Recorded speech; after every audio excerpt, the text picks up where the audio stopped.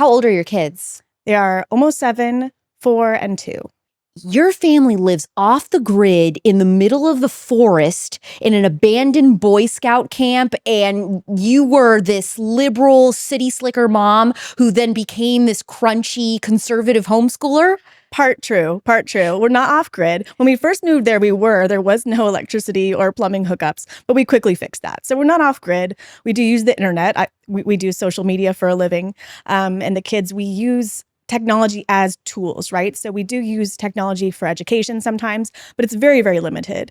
But yeah, we moved from the city right after 2020. We started asking questions like a lot of people did. What were some of the questions that you were asking yourself? Why is this happening, right? It was so strange. And then also, are we equipped to take care of ourselves when the system is not going to take care of us? So we were in the city and there were so many like supply issues and you couldn't get a lot of things at the grocery store. Toilet paper was gone, meat was gone. We started really thinking like, okay, are we safe? And then we were in Dallas specifically, and something happened right after COVID. On the tail end of it, we got hit with the Dallas winter storm. Oh yeah, that huge ice storm, right? Yeah, it shut down everything for like a whole week. We didn't have like a fireplace. We didn't have a big truck with chains on the wheels. And then even if you could get somewhere, you couldn't get to a grocery store. They were all closed. So we started to think like, can we take care of ourselves? Can we take care of our family on our own? And the answer was no. Yeah, I had a rancher on, AJ Richards, and he talked about how during the pandemic, we realized that if the grocery stores, if every Walmart were to shut down for only 3 days in America, we would run out of food. That's how quick it would happen because nobody knows how to get food or source food except for a huge grocery store like Walmart or Kroger, and how dangerous that is to live that way.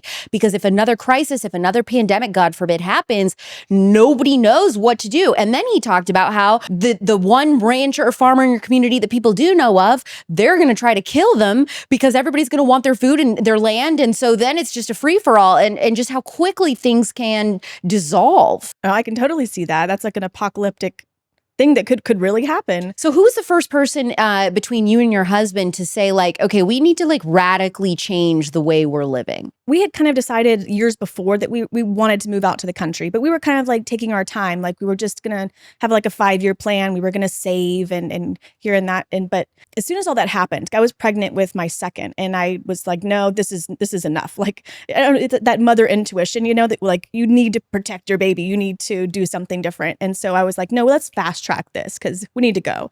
So we hadn't saved up like for the perfect farmhouse or perfect situation. We had a little bit saved up. So we started looking on Zillow, like what can we find that we could actually afford right now? And we found a 6-acre property that was part of an abandoned Boy Scout camp for $110,000, which is really cheap for 6 acres. And I said, let's go. It's okay. It's okay if it's not a house. It's okay if there's no plumbing or electricity. We'll figure it out. Was it like a little cabin? It was. So it was like what used to be the office building on the camp.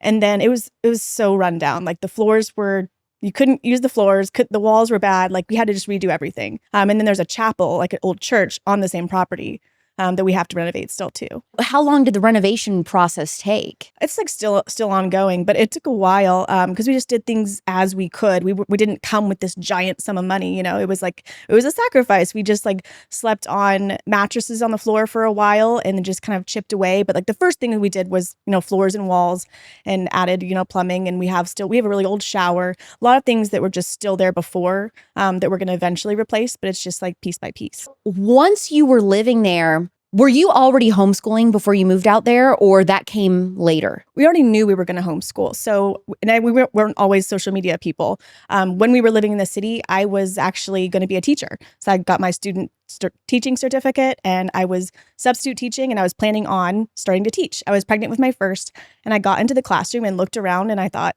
this is not okay. Why wasn't it okay with you? It was stressful. You could just feel it in your body, like the anxiety in the room.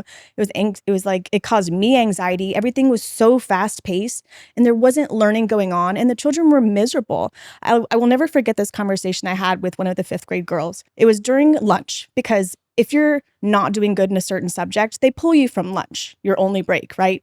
So that you can do extra of that. This girl was like she was the top reader, so gifted, like easy to talk to, had the best handwriting. She could write like crazy. She knew what she was good at, right? It was writing, reading, speaking. She wasn't good at math. She was getting pulled from lunch away from her friends to do extra math. And I remember sitting with her, like having to go through this because, I couldn't control it. I was just like a student teacher, and having her do these extra drills. And she was just saying to herself, I'm stupid. Like she really thought she was stupid. And that radicalized me. Because I saw myself in her too. I think the same for you, right? You knew what you were good at from a very young age. Absolutely. But it's built into us. I think that God has given us like talents and interests, and we know it from the start. And then what public school gets wrong is it like, no. You're not going to do extra of what you're good at. You don't get to practice those talents early.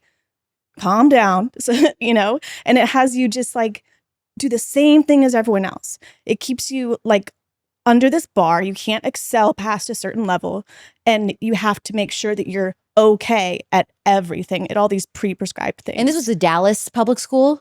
It was Dallas area, yeah. So how are the public school kids in Dallas doing? Oh, probably bad like the rest of the country, right?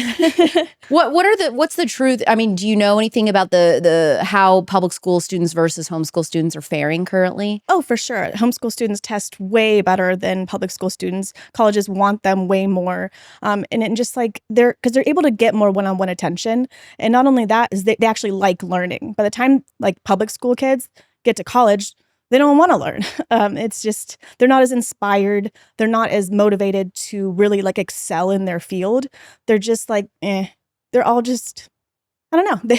It takes the spirit out of learning. The ability to hyper-focus on something they're interested in, usually that's where you start to see, like, that's where they figure out their future career one day and stuff, because they're able to dedicate this solo amount of time to something that they really love and enjoy.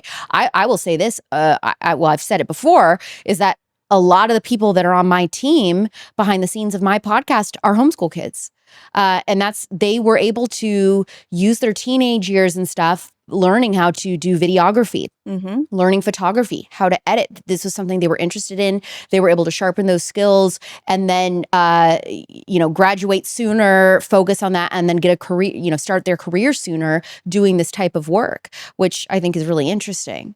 Me too. I believe it. I think that kids really need that chance to do that from a young age. And I think it would honestly change the world if you think about it. If everyone really got to follow their passions, like how much better would everything be? You know what I mean? Just on a grand scale. Absolutely. And you said that you knew that you wanted to homeschool. What was your preconception of homeschool kids? I didn't know much about them, but I think I just followed the, oh, they're weird or whatever. It's just like what everyone says. But I didn't really know any homeschool kids. I was in public school. My parents were in the Army and they worked really long hours. So I was just kind of in public school and or after school care. And that was another thing that kind of really motivated me to want to homeschool, is just having time with my kids. I feel like even as an adult, like I don't know my parents as much as I could. And it's, people think that's mom shaming, but just like, it's just the hours you spend with your kids. If you're not spending as many hours with your kids as someone who is, you're just not going to have as deep of a relationship. It's just a fact.